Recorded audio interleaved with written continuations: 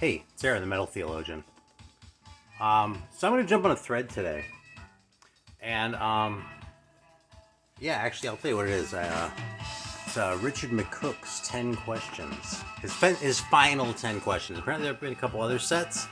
Honestly, I wasn't really aware of Mr. Richard McCook's channel until pretty recently. I think I saw Vinyl Richie do these and Cosmic Brian did them. But that was kind of interesting. Like, at first, I was like, well, some of these questions are kind of obvious. Then I was like, you know something?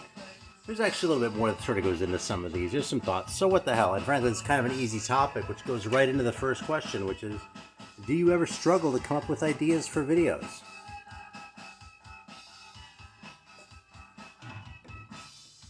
But actually,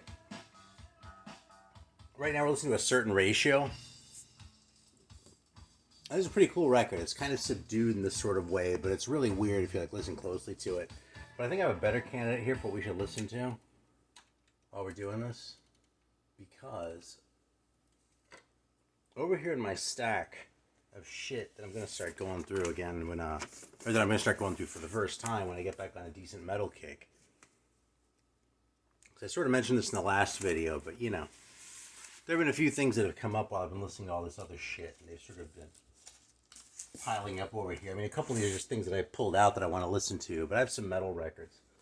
But there's one thing that's sitting in here that I haven't even busted out yet. I haven't even opened it yet.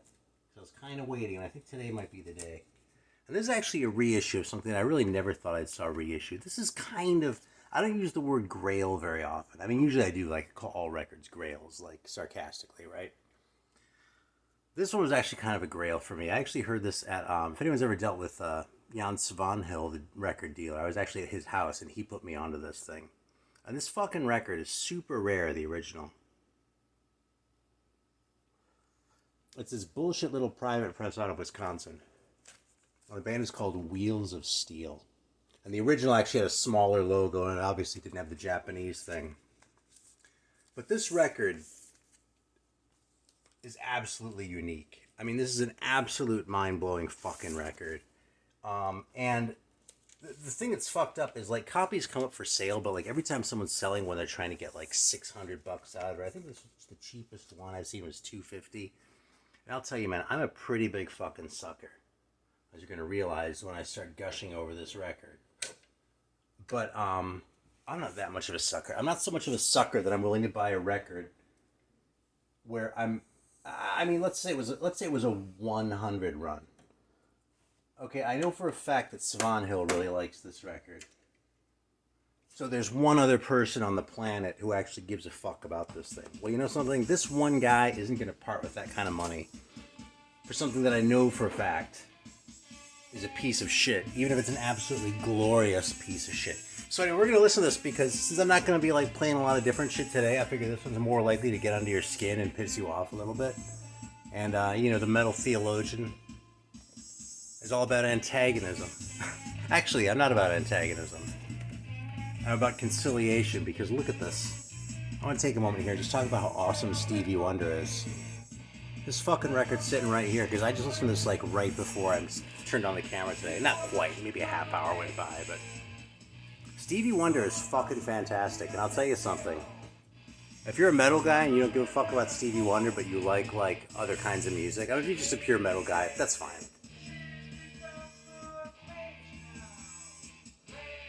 But Stevie Wonder is fucking great, dude. I would be willing to go on a limb and say I'm probably the biggest Stevie Wonder fan in the vinyl community.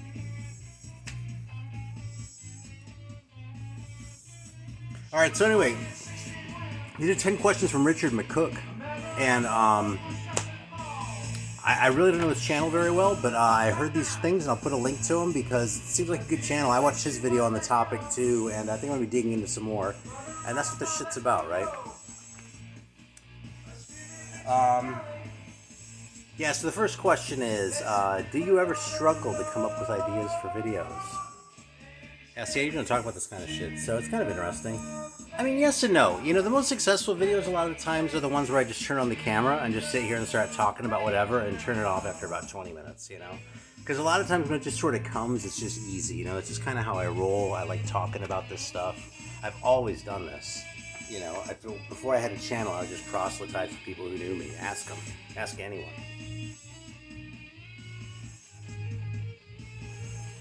That said, sometimes I come up with ideas, but when I do come up with ideas, I tend to like really sort of hone in on some aspect and like second guess myself as far as how to approach it. And I kind of think that's probably something that makes my videos kind of fun to watch sometimes, because I'll sit here and double back on myself and analyze every facet of a record to whatever degree I'm able to in that particular moment.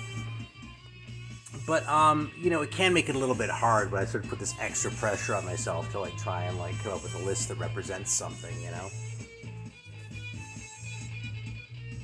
Because, you know, when you're coming up with something like, you know, let's say a top 10 list of records, top 10 list of records for a year, you know, I've done 2 of those so far. I think those are really hard to do, you know?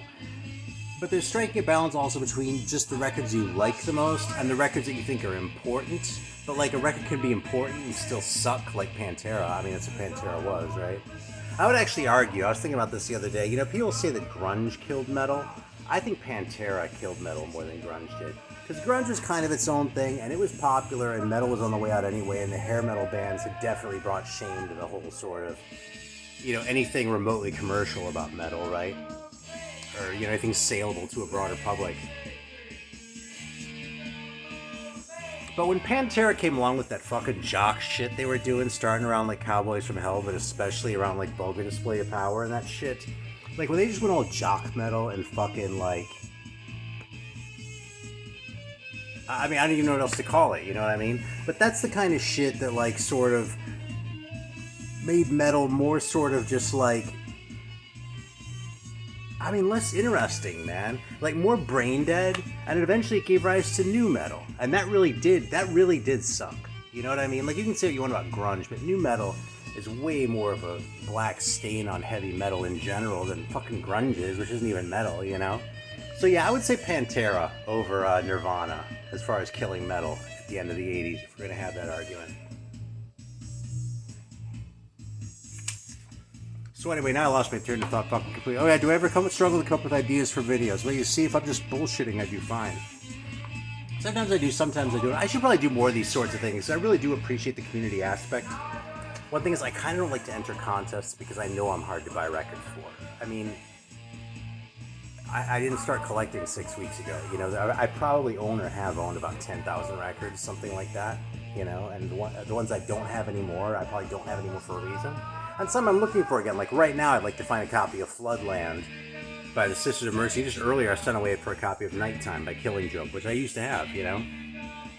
But most of that shit is just stuff I either don't need anymore for one reason or other, or whatever. So, you know, if someone says, hey, I have this prize, and especially if it's something cool, it's like I'd rather someone get it who's going to be really excited about it, you know. Because maybe there's one contest in 10 that I see where I'm like, oh shit, I'd really like to win that, you know.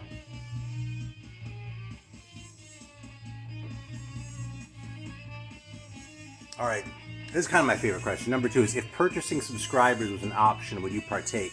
Now, it's funny, when Vinyl Richie did this, the way he read it, he like paraphrased it somehow, and I thought the question was, would you be willing to start a Patreon if you thought you could do that? So not buying subscribers, but having people like pay you for bonus content. And I don't know, intuitively I'm hostile to that idea, but the reality is, if I really thought I could make a go of this, you know, yeah, I wouldn't be too proud to do something like that. Well, I might be, but I certainly wouldn't hold it against anyone else who would. You know what I mean? There are channels, there are Patreons that I'm subscribed to myself. Not a lot, but a few, you know. And these are people where even if I'm not, like, watching a ton of their shit this month, like Red Cow Arcade, I love that channel, but I haven't watched them about more than a couple times this past month. But I stay subscribed because I want it to be there for me, and I want to support them in the meantime, you know. So, like, if you're really looking to build something like that, like sort of what Heavy Metallurgy is doing, then I could see it, you know. But if you're just some fucking guy, then, you know, who do you think you are with your fucking Patreon? You know what I mean? I saw a channel not so long ago. It wasn't a vinyl community channel. It was like some sort of like drama shit. But like the very first video like had something about their Patreon and shit. I was like, is this the order we're doing things in now? You start the Patreon and then you make the videos? So I'm down that. Buying subscribers is obviously bullshit, and I think everyone knows that buying subscribers is a scam, at least anyone who's watching my channel. But it's actually worse than you think, because what they do is they pay like fucking poor, like Filipino, like 12-year-olds to sit there and like make up bogus accounts all day long. They pay them like a nickel an hour or something like that. So when you're buying subscribers, you're not just like doing something that's really shitty for your channel, but you're also like, supporting things around the world that aren't really good. You know what I mean? I'm not going to say you're sending money to Osama bin Laden, you know, I'm not going to be all hyperbolic, but it's more shady than you may realize. It's obviously shady. It's superficially, clearly shady to buy subscribers. And if I have reason to believe you bought subscribers, I will unsubscribe you. So I have unsubscribed channels who bought subscribers, so, you know, you might as well know that.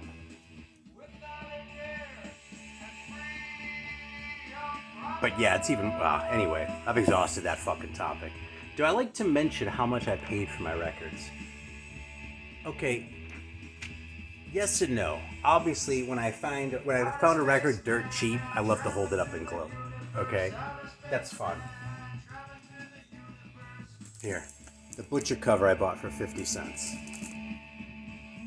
I think I said a quarter a while back. I think that was a mistake. I'm pretty sure it was 50 cents. So double the price.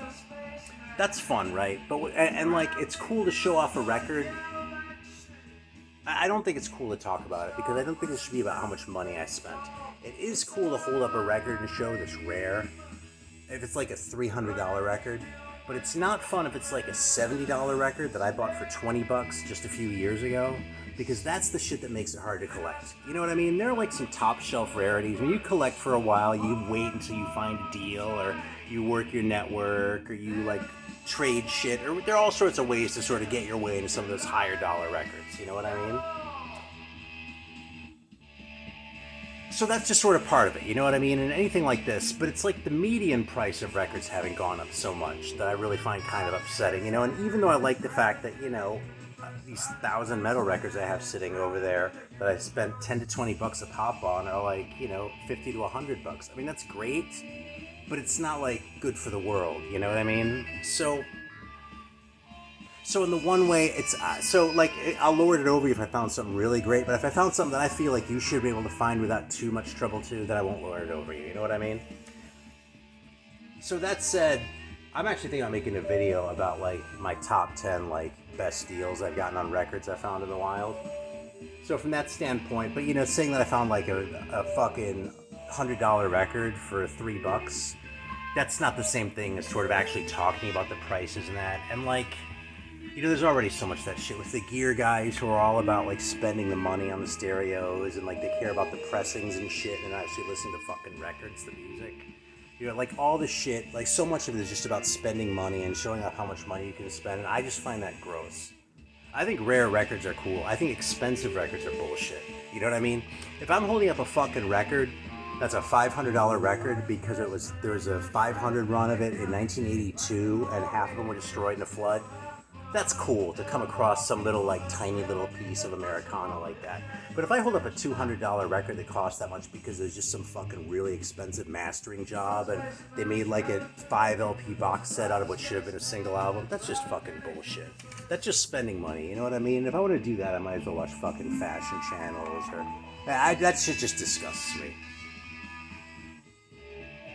Are there genres of music I really don't like and would never show on my channel?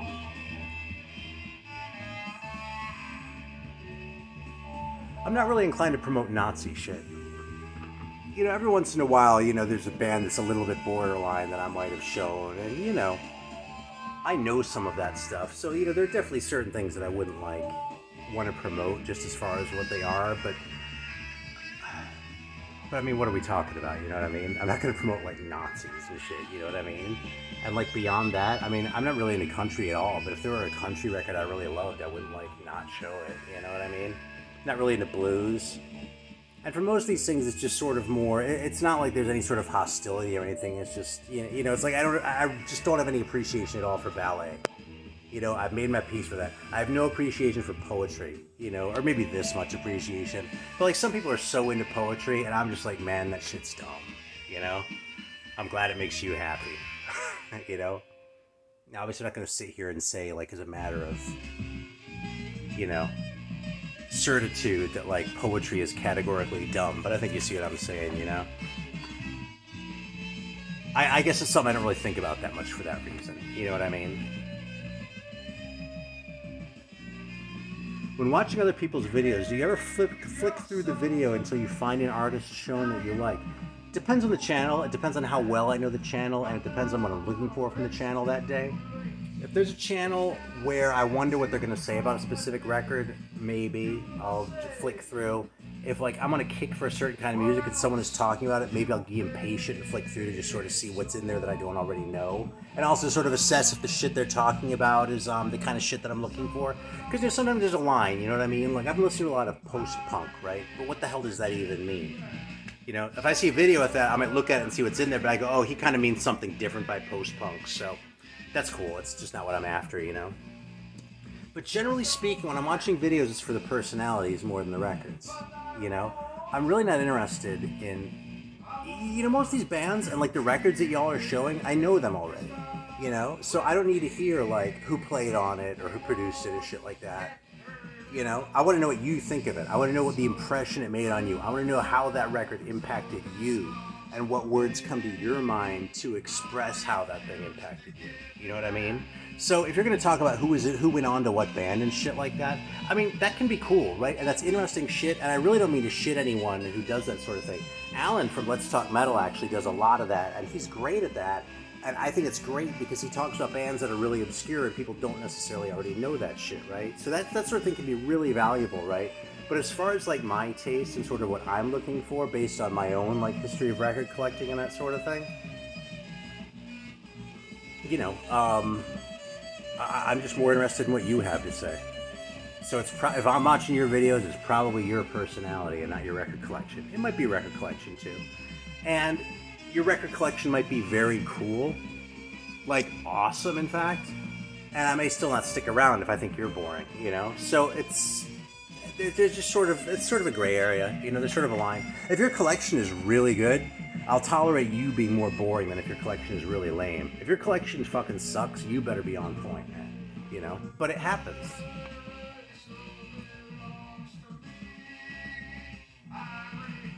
In fact, you know whose channel was really good like that? This is sort of jumping ahead, but the very last question here is, if you were to stop making videos, would you shut down the channel completely? And then there are a couple other options. I talk about this guy from time to time. Ottavio from, Guess I'm Just a Spud Boy was the name of his channel. His channel was fucking fantastic. And he could talk about a record I didn't give a fuck about, and I would still enjoy like hearing him talk about it. You know, he had really interesting takes. I liked the way he focused on Canadian bands, like being Canadian himself. He had this series called He Came From Canada and shit. But when he decided to shut down his channel, he just took everything down. I mean, I don't know if it's private or anything, but I have no reason to believe any of it is out there anymore. And it's a shame because it was good stuff and it's just gone now, you know? So, yeah. Alright, what are my thoughts on shorts? Jorts? They're tacky as fuck. I think shorts are tacky as fuck too, to say the truth. I didn't really think about that until I made that kind of lame jorts joke. But the fact is, I think they're tacky.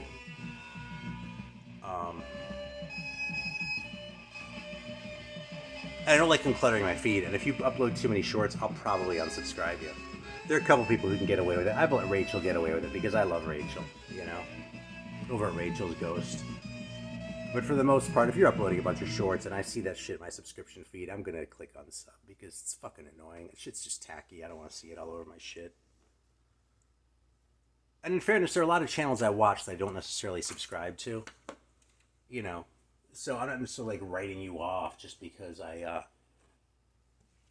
got mad at you for uploading too many shorts. Now, if you buy subs, my judgment on your channel will be a lot more final. But you can piss me off and I might unsub and then resub. So, you know, it all works out, right? Not for you if your channel sucks. No, I'm just kidding. Actually, I'm probably not, but I can't help that. Alright, do I use the community tab for polls, etc.? No, I think I did once. And if you look at my most recent one, still it was talking like from 2 years ago, and I was thinking about doing a stream where I was going to sell off some records or something. I just can't be bothered. Is there anything about your own videos that you don't like? I wish the volume were higher on my voice relative to the music. And I've actually thought about the fact, it surprises me a little bit that I have so many European viewers. Not that I necessarily have a fuckload, but I have like a few who like interact on an ongoing basis. And the fact is, my English is not the easiest English. You know what I mean? because I use a lot of slang. I mumble and like sort of stop in sentences like this and then restart and shit like that, and then I mumble again, and sort of think out loud, and I use all this vocabulary and shit. It's probably a harder channel for people to understand. So if the vocabulary and the swearing and shit, that's just my style, right? But I have kind of right now the camera's a little bit closer. I actually thought of it because of this question. I'm trying to get a little bit better at being closer to things, so maybe I'm a little easier to hear. Oh, I talk fast too when I'm mumbling. So yeah, if you're European, shout out to my non-native English speakers. Is there anything about other people's videos you don't like? No, absolutely nothing. Nothing I've mentioned earlier in this video, right? What don't I like about other people's videos? I don't like it when people jump on bandwagons. When there's, especially with like all the, I almost said mo-fi, but it's not even mo-fi anymore. Especially with all these fucking like all these people who stroke themselves over these ridiculous like jazz records where it's like an admittedly great album, but like repackaged in such a way as to be able to rationalize charging $120 for a $20 record. It's when people jump on these bandwagons, I'm pretty much out right away. Because first of all, it's boring. Second of all, I don't give a fuck about the bands that are doing this kind of shit. Because the fact is, most of the bands that, something, I just generally don't like bands that drift. It's as simple as that. And there are exceptions. I'm sure you go through and find probably 20 exceptions in this shit right here, this many records. 3 little stacklets there. I can't even see that shit. But, that would violate that rule. But,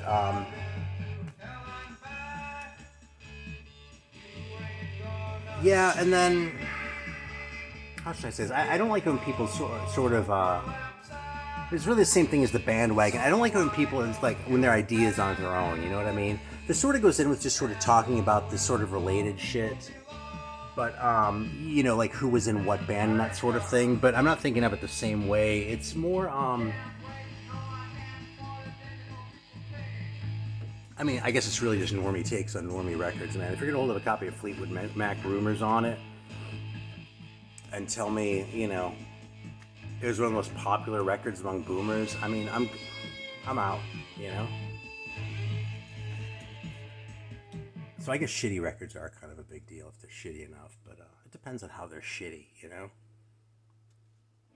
I probably spend more time championing shitty records on this channel than just about anyone else around, But that doesn't mean I won't tell you if your records suck.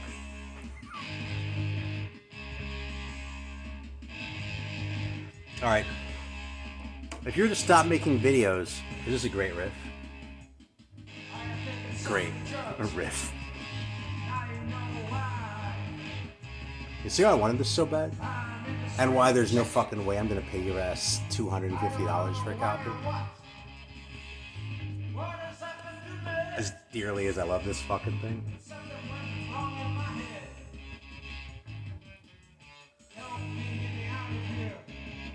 So if you were to stop making videos, would you A, shut down the channel completely? B, keep the videos live? Or C, make the videos private? A and C are effectively the same thing. If you make the videos private so you can have them with a link, that's fine. But you know something, man? I really appreciate if I had to have a link to one of LJ's old videos on the BioSite 1 channel to be able to see those, that channel would no longer be available to me. And that would suck. So effectively A and C here are the same. And based on what I said before, you ought to be able to predict that the answer is keep the videos live, because it feels a little bit pretentious to say this about my own channel, but I feel like it does a service to have these opinions about music out there. You know what I mean? And I can sit here and go, oh, shucks, I'm just fucking little old me here. Maybe I should take my shit down because I'm not that important. But if I want other people to do it, when they're saying the same thing, when they're sort of petering out, and I'm saying, no, dude, keep your shit up. Really, it's important. It needs to be there, It's not just for us, it's for humanity, So if the shoe were on the other foot, that foot being my foot, I don't think I'd have any choice but to leave them up. Unless there was some really big thing to happen, but But I can't even imagine what that might be, man. I mean, it's not like I haven't been through any bad shit since I started my channel. I've had some kind of rough times. I haven't necessarily talked about it much in the videos, but, you know, if anything, that sort of thing makes me sort of want to keep going more, you know, because that's sort of one of the places where I find respite, just talking about records and sort of bullshitting about music like this and about collecting, you know?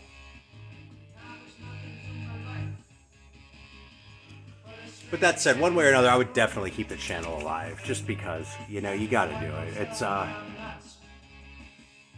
I feel like if the channel ever meant anything in the first place, then it's worth leaving it out there for anyone else who might be able to find that same value in the future. You know what I'm saying?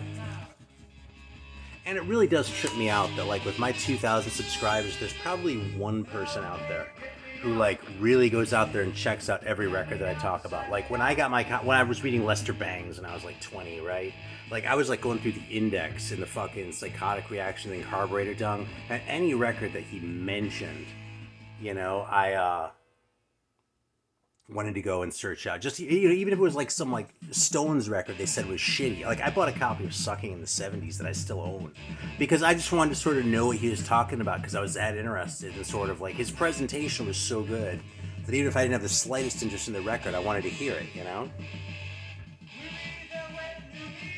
So, at the risk of sounding like I have some sort of delusion of grandeur, there might well be one person out there who's doing that too. And I think that's awesome because everything I've shown means a lot to me in one way or another. Even if it's a record I shit on, I cared enough about to shit on it. You know what I mean? The really, really bad records are the mediocre ones. The ones that you fucking hate, like Michael Bolton records and Kenny G records, those records at least evoke something in you. You know what I mean? Those make you feel something. And that's what art's about.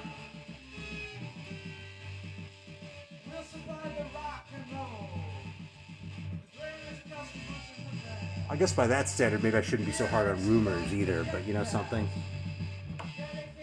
I really fucking hate Rumors. God, I hate that fucking record so much, man. What a goddamn piece of shit. Fucking Fleetwood Mac Rumors. That must be one of the most fucking god-awful records ever made. Although, you know something? I kind of have a theory about why I hate that record so much.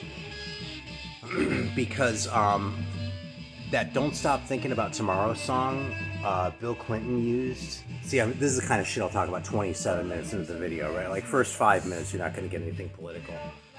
But, like, Bill Clinton used that song during his re-election campaign in 1996, and that was right around the time when I was figuring out that, like, it wasn't just the Republicans who were fucking criminals. The Democrats were just as criminal as the fucking Republicans, and Clinton was like the embodiment of that, you know? And I think hindsight bears that out too. So I think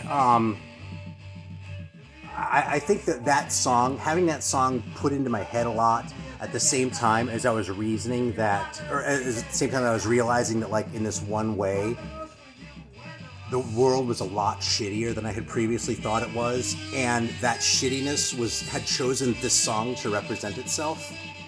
Yeah, I can't stand that fucking record, man. I'm always gonna fucking hate Fleetwood Mac. And there you go, it was political, but it was actually kind of nonpartisan there, wasn't it? There you go, man. That's because we're all about fellowship over here at the Metal Theologian channel.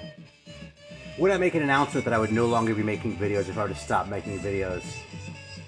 I honestly don't know the answer to that. Okay, now, the fun answer would be, I have to do a rage quit video. Time-honored VC tradition, right? I mean, bring that topic up with Chris from Dixieland Farm sometime, because he is the connoisseur of vinyl community rage quit videos. But I just don't feel that way about it, you know what I mean? And it's hard for me to imagine getting that way because I just don't feel like I'm in a place to be affected by other people's collecting that way, you know? I mean, I'd already been collecting for so long before I started this shit. It's like, I was set in my ways, I have my own style, and, you know, and I realized that in all sorts of little ways watching these videos. So if other people do shit that annoys me, like the gear shit and like the audiophile pressing shit really annoys me, but I'm not mad at anyone over it, you know? So I don't know why I'd rage quit. So other than that, I feel like I would want to do a sort of a last video, but I wouldn't know what to say when it really came down to it. Because what do you say, you know? I don't know. Anyway, so that's the last question. That's what we're going to end it on. And you all now know how fucking fantastic Wheels of Steel is. In fact, this reissue is limited to 150 copies. And given that I usually get more than 150 views on my videos, I'm expecting this fucking thing is going to be sold out within a day or two. It might already be, but it's still only 150 copies because there are other people like me who are curious. So, or other people who were curious, but it was still just me who actually wanted the thing in their collection. All right, that's all I've got, man. Thanks for watching. Maybe next time I'll talk. Maybe next time I'll gloat about some records I got for less than $10 that are fucking expensive. We'll see though. There's some other new arrivals here, another shit to talk about. It's more soon. Thanks for watching. Really appreciate it. And go check out Richard McCook, man. He came up with these questions, and this was a pretty interesting and kind of a fun video to make, you know? All right, take care. Till next time.